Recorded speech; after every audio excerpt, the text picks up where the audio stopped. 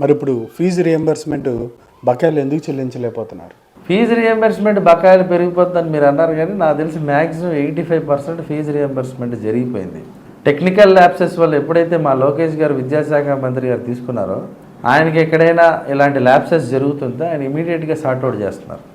ఆఖరికి ఫీజు రియంబర్స్మెంటే కాదు, మధ్యాహ్నం భోజనం పథకంలో మీరు గమనిస్తే పిల్లలందరూ ఒకసారి ఫుడ్ బాగాలేదని పక్కన పడేసే అంశం ఉంది.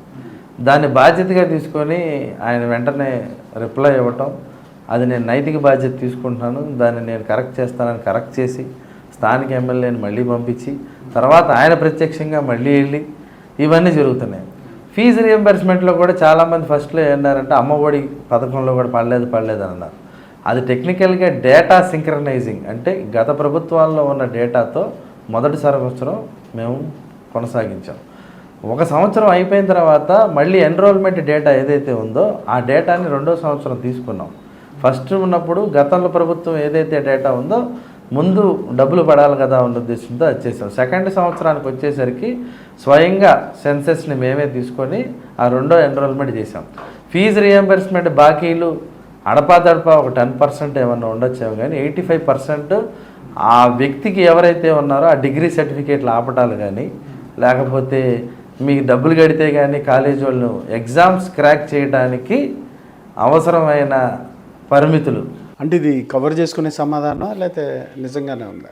అది ఫ్రాంక్గా జరుగుతుంది. కవర్ చేసుకునేదే ఉంది. ఇప్పుడు ఎవరైనా సరే 2-3% మినహా 97% అందరికీ ఫీజు రియంబర్స్మెంట్ వల్ల మేము ఆగిపోయామనే శాతం గతంలో కంటే కొంత మెరుగుపడింది అనేది అయితే నేను చెప్పగలను. మెరుగుపడింది అంటే government is standing as N guarantee, ఆ బకాయిలు మేము చెల్లిస్తాము 1 మంత్ ఆర్ అటే అవుతుంది. అందులో భాగంగానే ఎవరికైతే ఫీజు రియంబర్స్మెంట్ పడాల్సిన పిల్లలు ఉన్నారో డిగ్రీ కానీ లేకపోతే ఇంజనీరింగ్ కోర్సుల వాళ్ళకి కానీ గత ప్రభుత్వంలో ఉన్న బాకీల్ని చాలామంది ఈ ప్రభుత్వంలో అడుగుతున్నారు.